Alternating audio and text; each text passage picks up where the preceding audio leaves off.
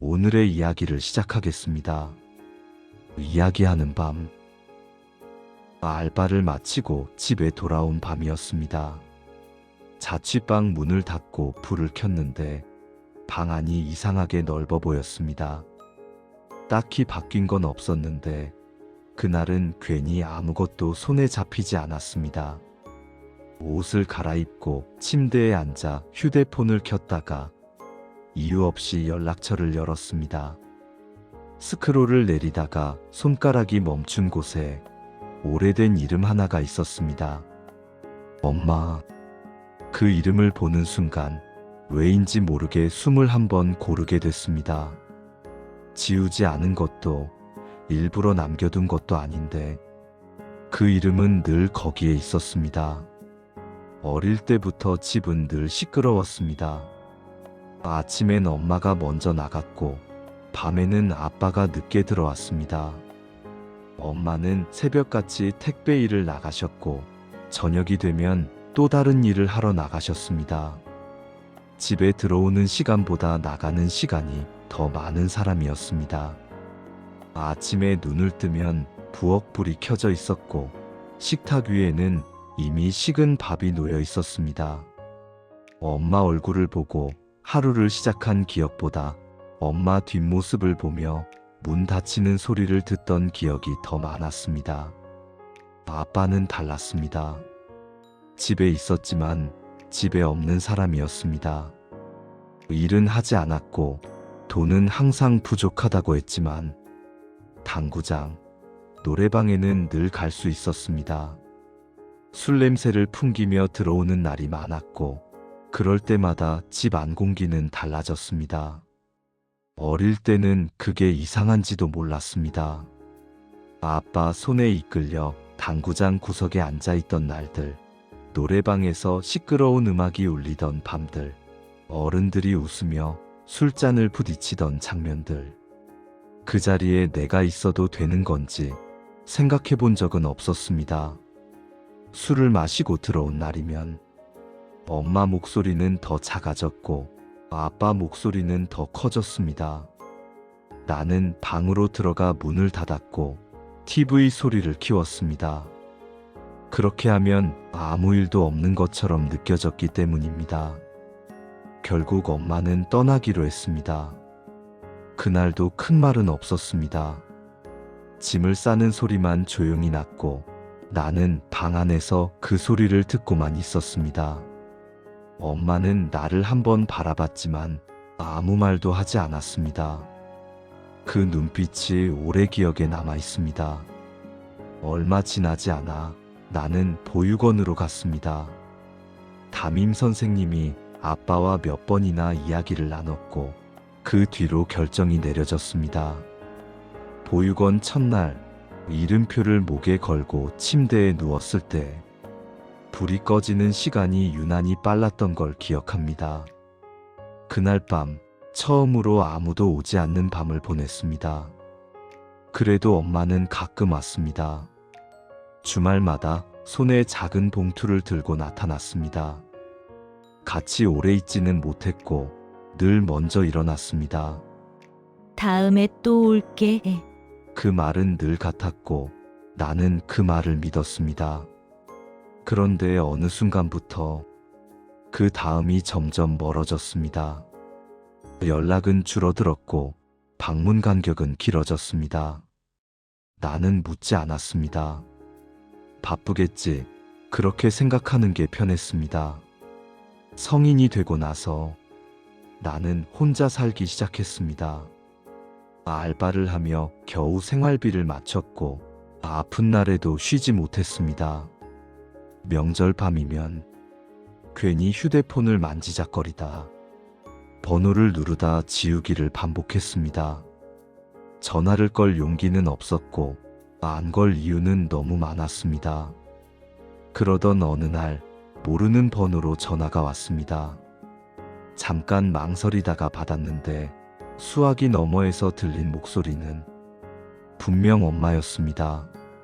잘 지냈어? 그 한마디가 나오기까지 엄마도 많이 망설였을 것 같았습니다.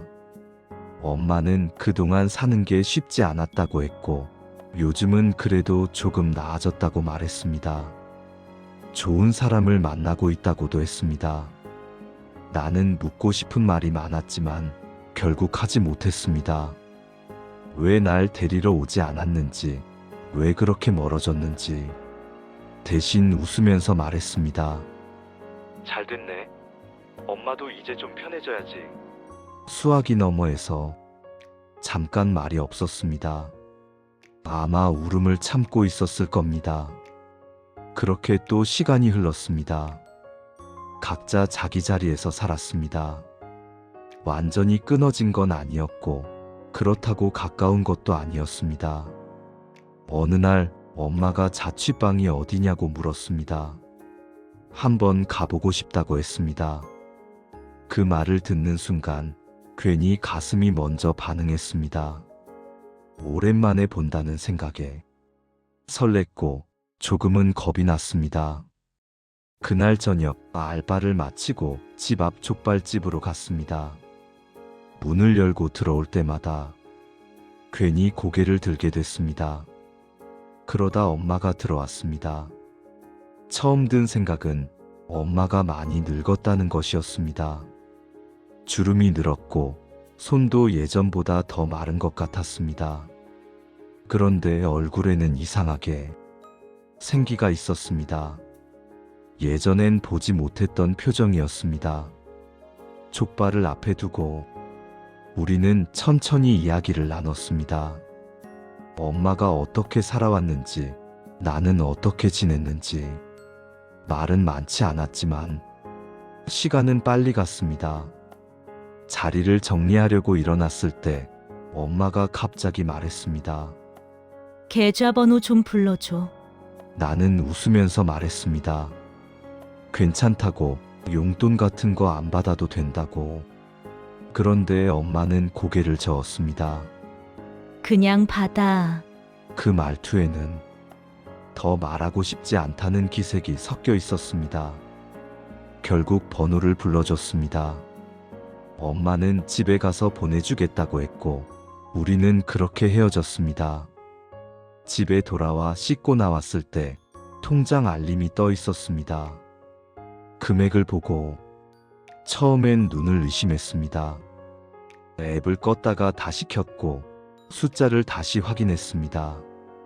1억이 찍혀 있었습니다. 어이가 없어서 바로 전화를 걸었습니다. 엄마는 한참 말이 없다가 조용히 말했습니다. 너 성인 되기 전까지 조금씩 모았어. 엄마는 잠시 망설이다가 말했습니다. 괜히 줬다가 엄한 사람이 가져갈까봐. 그리고 한참 뒤 다시 말을 이었습니다. 이제는 내가 혼자 설 수 있을 것 같아서. 잠시 숨을 고른 뒤 엄마는 또 말했습니다. 엄마 결혼하려고 해.